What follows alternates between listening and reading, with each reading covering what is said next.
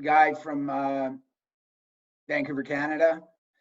And today we're talking about bullying and its impacts on people's lives. And for me, I think it started very early in my household, where I was, bullied into the sense that I wasn't allowed to show emotion of how I was feeling as a person. And if I was, upset or crying, I was, called ungrateful, or you want me to give you something to cry about. So you develop this, I was very timid and very nervous person of people. It developed into anxiety and depression, and even when my struggles outside of my household was at school, and the schools that I went to, the teachers were allowed to hit you, and I'd often gotten hit at school as well. Called names and this is by the teacher. And what that did is obviously your peers see that, so they start making fun of you all the time, and it developed into this,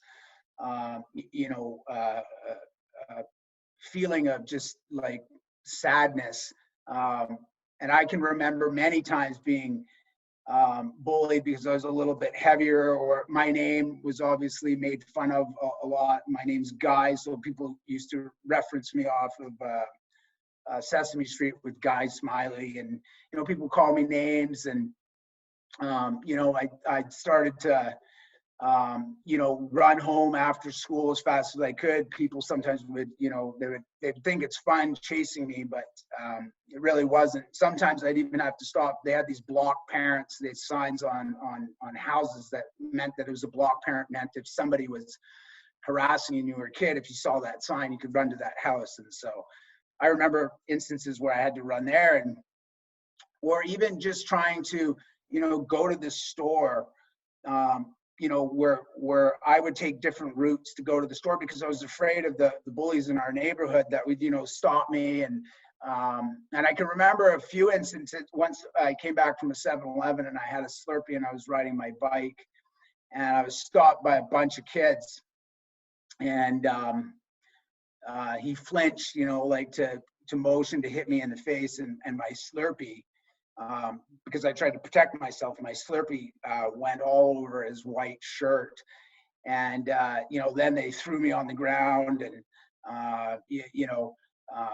and so, it was just, it was one of those things that really kind of, I withdrew. I was very, very afraid of people. And, but I tell you, as I started to get older, and the abuse that I was enduring in my household, I was a very, very angry person. And every time I got bullied, I'd think in my head what I wanted to do, but I was just too afraid to act on it, to do it. But as I got into grade 8, I started to, develop somewhat of self-confidence in the people that I was hanging around with, which were much older than me. And I can remember, walking out into the back of the school, and it was a bad day for me. And there was a bunch of people that had been bullying me my whole life as a young kid. I'm only like, I think, 15 years old, 14 years old. And they made a reference, and so they started to come over to me. And I remember his name was Scott White, and he was the leader of the bullies, I guess you could say. It was just a bad day for them. I wasn't going to take any crap, and I remember stopping and I just said, "Look, man, I'm not running. You're not chasing me, and leave me the hell alone." And he came, obviously this Scott guy came out, and he's like, "Well, what are you going to do about it?" And I remember just dropping my pack sack, and they were like, I'm taking off my jacket, and these guys like, "Oh yeah, you're going to get your face smashed in." And I beat the living tar out of this kid. And the rest of them ran. And I remember picking up my stuff and my jacket, and I could see him getting up off the ground and staring at me. And I started walking across the field, but I just remember the release inside. It was, it actually felt so good. And even though I did feel somewhat bad about it, and it was interesting because a few weeks later I did see him at the 7-Eleven, and we actually walked home together.